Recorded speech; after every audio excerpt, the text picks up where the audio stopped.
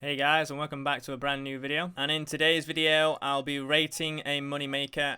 The moneymaker is collecting nature runes in the wilderness in free-to-play, and my rating system is based on the profit we make in the hour, the click intensity, so the more AFK the better, the requirements to do this moneymaker, so the levels, the items, all that jazz, and then finally I'll give it an overall rating based on what I've just said. So according to the wiki, collecting nature runes in the wilderness using telekinetic grab is 292k an hour, which for a free-to-play method is pretty good, so I thought I'd test it out. As you know, it's in the wilderness, and it's actually at level 42 wilderness, so it's a pretty dangerous area. You can't teleport out, and you have to run pretty far south to be able to teleport, so all in all, it's pretty dangerous, and I think we're going to see quite a few PKs along the way. The wiki says that these numbers are based on not seeing a PK at all, so I'm going to test it out and see what the actual money is I get. Because this account I've got is a fairly high combat level, it's 106, I'm going to take some gear to anti-PK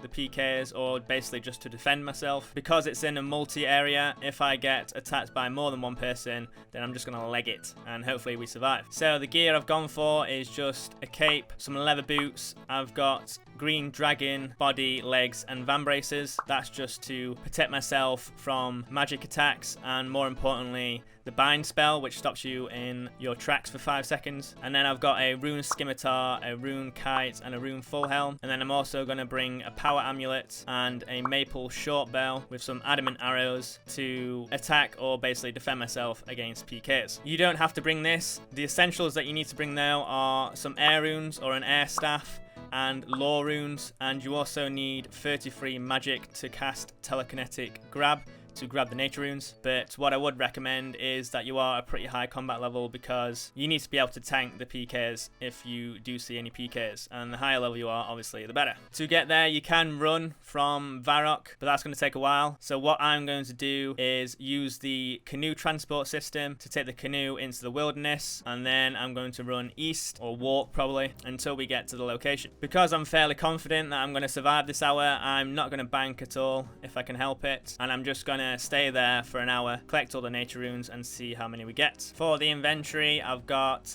600 lore runes, because it says you can go through 540 in the hour according to old school RuneScape wiki, but I'll be surprised if I use 600. I've got a strength potion in case we do get into a fight. I've got an energy potion in case I need to run away or chase after someone. I've got a fire rune to cast Varrock teleport. I've also brought a bronze axe to chop down the tree for the canoe system, and it is advised to have 57 wood cutting for that. You can do it with 12 wood cutting, but your canoe might break and you might not reach the location you want to get to. I've also got some runes to cast bind, just in case I'm chasing someone down that's nearly dead and I need to freeze them. And then the rest of the inventory is food, because I've got a feeling we're going to need to tank for a lot of this hour. So I've just arrived at the location. There's no one here, so I guess I'm just going to start telekinetic grabbing these nature runes for an hour, and then we'll see how much money we make. If I do see a PKer, you'll know, because I'm going to record all this and I'll edit it afterwards. I did notice as well, after quite a few telekinetic grabs, that you basically have to wait until the animation finishes before you can do the next telekinetic grab, and you also have to wait for the animation to finish before you can hop worlds. Top tip. So this was my first encounter with some PKs.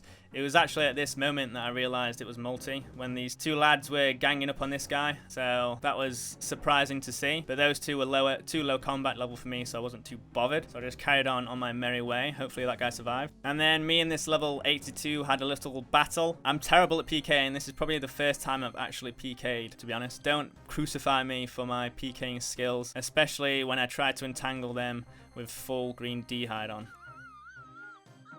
Unfortunately, this guy got away and I only managed to get his adamant arrows, so we profited about 10 adamant arrows during that fight. Lovely. So after I had the fight with that guy, I ran back to the bank. I paused the timer just because I was resetting all my food, and I actually reset my prayer, and then I restarted the timer when I got back onto the transportation, which was the halfway point. And in hindsight, I probably should have banked the nature runes, but I honestly was very confident about not dying during this hour. So we had a good 15 minutes of not seeing anyone, hopping around on our merry way. I did see a level 65 who was the lowest combat I could fight with.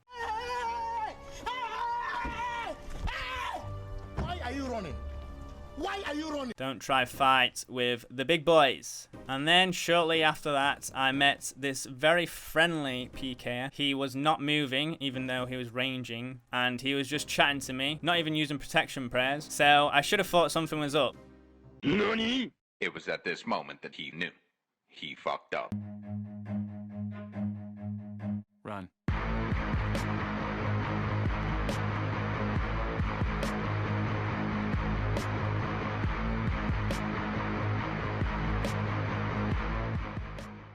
Luckily enough, I managed to tank the trio down to the point where they couldn't attack me anymore. As you can see, I was out of food, I was almost out of run, so it was a very lucky escape. I had about 200k's worth of nature runes and lore runes on me, but the RNG gods were smiling on me this day, and I managed to get away. So I reset again, went back to the canoe, restarted the timer. We had about 10-15 minutes left on the timer. I saw one more PKer, but nothing much happened there.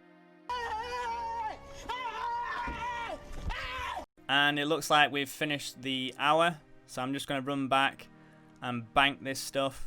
Hopefully we don't get attacked on the way. I'm pretty sure we won't. But let's see how many nature runes we've collected in this hour. So I'm back at the Grand Exchange, safe and sound, and we did actually manage to get 995 nature runes, which is pretty good. So that equated to about 200k, and I also managed to profit 30 adamant arrows.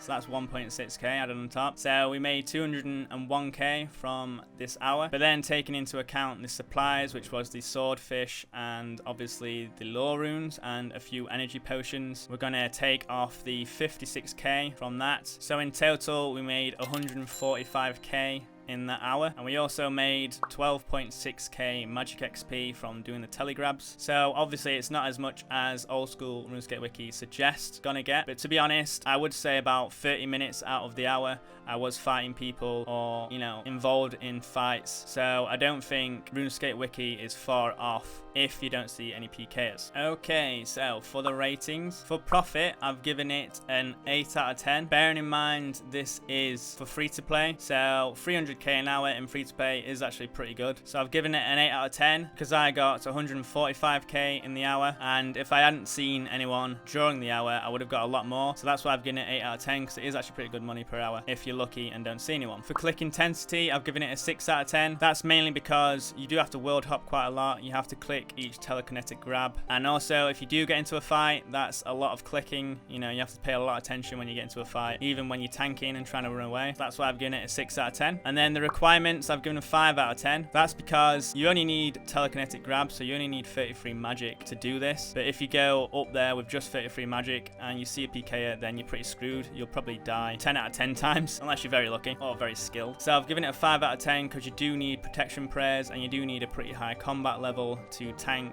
and to survive the PKs, basically. So overall, I've given it a 7 out of 10 because it is actually a pretty good money maker, even though there are a lot of PKs. It's probably not so great if you're a lower level, but if you play at the right times or you get lucky with the world hops and don't pick a world that's got PKs in, then you can actually make quite a lot of money. So that's it from me. Thanks for watching. If you made it to this part in the video, then well done. If you could leave a like or subscribe to my channel, then that would help a lot. And the next videos I'm going to be bringing out are very similar to this. It's going to be me rating a moneymaker after 1 hour. But I'm going to keep on going from free to play and then doing a members method and then go back and forth like that, just to keep things spiced up. So hopefully I'll see you guys in the next video.